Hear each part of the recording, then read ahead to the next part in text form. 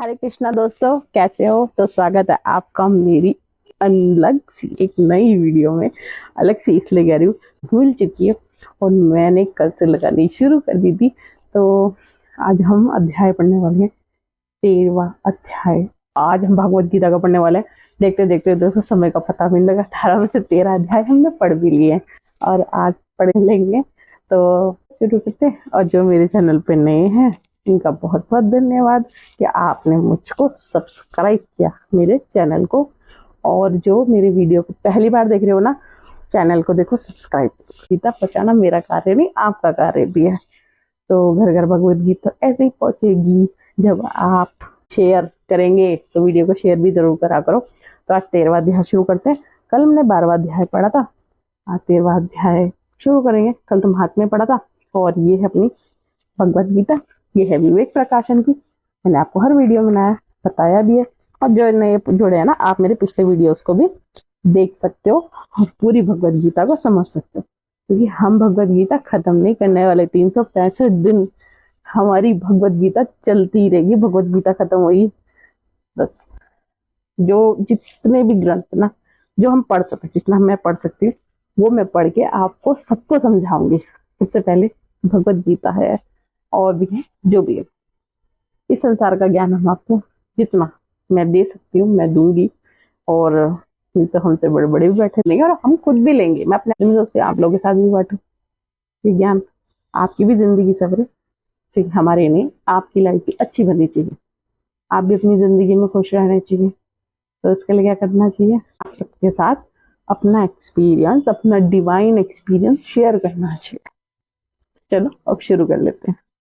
तो 13वें अध्याय में है, श्री कृष्ण जी बोले, हे कौतन्या, कहलाता है इसके जाने वाले को क्षेत्रज्ञ कहते हैं। संपूर्ण क्षेत्र, क्षेत्र मुझे ही जान। क्षेत्र और क्षेत्रज्ञ का जो ज्ञान है मेरे मत से वही ज्ञान है। ये क्षेत्र कैसे रूप का है, इसमें कौन कौन विकार होते हैं, उसकी उत्पत्ति को किस प्रकार से हुई तथा क्षेत्रज्ञ का क्या प्रभाव है, इत्यादि बातों का संक्षेप में कहता हूँ। सुनो अब मेरी बात।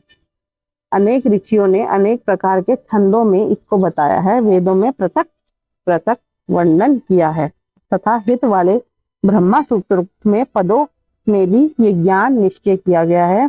पंच महाभूत, अहंकार, बुद्धि, अव्यक्त प्रकृति, दसों इंद्रियां, मन तथा पांचों इंद्रियों के विषय तथा इच्छा, द्वेष, सुख, दुख, संघात, चेतना, धृति, इनके समूह संक्षेप में क्षेत्र क्षेत्रज्ञ के यही विकार हैं। मान एवं पाखंड में रहित अहिंसा, सहनशीलता, सरलता, गुरु सेवा, पवित्रता, अपने मन का संयम, रोग दुखादि दोषों का देखना, पुत्र स्त्री गृह इत्यादि में आसक्ति न करना तथा इनमें अपने को सुखी दुखी ना मानना और इष्ट अनिष्ट के प्राप्ति में हर्ष विषाद सहित रहना, अनन्य भाव में मेरी अनन्य भक्ति करना, एकांत में रहना। ये सब कौन कह रहा है? श्री कृष्ण जी कह रहे हैं। तो ध्यान लगा के सुनना। जन समूह में रहने से विराग, सदा स्मरण रखना कि मैं परमात्मा का ही अंश हूँ, मतलब मैं भगवान का ही अंश हूँ। आपने ये समझना, अपने आपको अलग नहीं समझना भगवान से।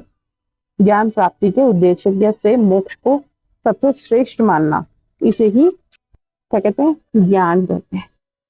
अब ये स्वरूप वर्णन करते हूँ जिसको जानकर मनुष्य मोक्ष को प्राप्त होता है। व्याधि रहित, बड़ों से बड़ा, अकथनीय होने से न सत्य ही कहा जाता है और न असत्य ही कहा जाता है।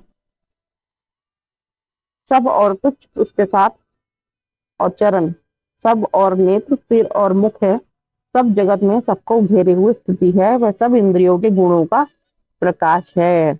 उनको कोई इंद्रिया नहीं है, जिसको किसी से आसक्ति नहीं है, पर जो सबका आधार है, जो उसमें निर्गुण होने पर भी गुणों को भोगता है, जो भूतों के बाहर भीतर है तो भी चर और अचर है, जो अत्यंत सूक्ष्म होने के कारण जाना नहीं जाता, जो दूर भी है और निकट भी है, जिसके विभाग नहीं होने पर भी, जो भिन्न भिन्न भूतों को समान विदिक्त रहता है। समस्त भक्तों का पालन नाश उत्पन्न करने वाला वह ज्ञ है। वही अंधकार है और ज्योतिषमान पदार्थों को ज्योति देता है।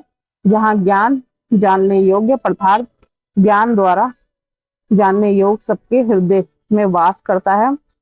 इस प्रकार क्षेत्र ज्ञान और इनको संक्षेप में कहा है। इसे जानकर मेरा भक्त मेरे पद के योग्य होता है। प्रकृति और पुरुष दोनों ही अनादि हैं। विकारों और गुणों की उत्पत्ति प्रकृति से हुई है। कार्य तथा कारण प्रकृति उत्पन्न करती है। पुरुष तथा सुख व दुखों को भोगता है। प्रकृति में पुरुष रहता है, प्रकृति के गुणों का उपभोग करता है, तदनुसार उत्तम तथा उद्धम योनि में जन्म लेता है। इस प्रकार गुणों के साथ जो प्रकृति और पुरुष को जानता है, उसका रहन सहन चाहे जैसा हो, पूर्ण जन्म नहीं होता।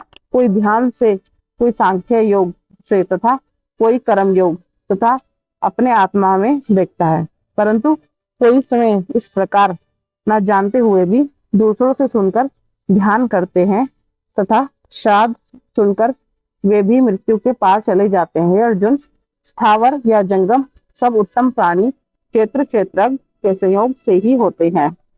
परमेश्वर सब भूतों को समान रूप से ही भूतों के नष्ट होने पर भी उसका नाश नहीं होता।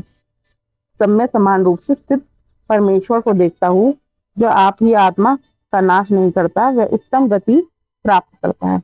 जो ये देखता है कि वह भिन्न भिन्न भूतों को परमेश्वर के बीच के रूप देखता है, उसी से उनका विस्तार है, तब वे ब्रह्मा को प्राप्त होते हैं। हे भारत, जैसे कि सूर्य समस्त लोक को प्रकाशित करता है, वैसे ही क्षेत्रज्ञ समस्त क्षेत्र प्रकाशित करता है। जो लोग ज्ञान दृष्टि से क्षेत्र क्षेत्र के भेद देकर मोक्ष का उपाय जान लेते हैं, वे परम पद को पा लेते हैं। तो ये था अपना तीसरा मध्य सेवाध्याय का महात्म्य हम आपको देंगे।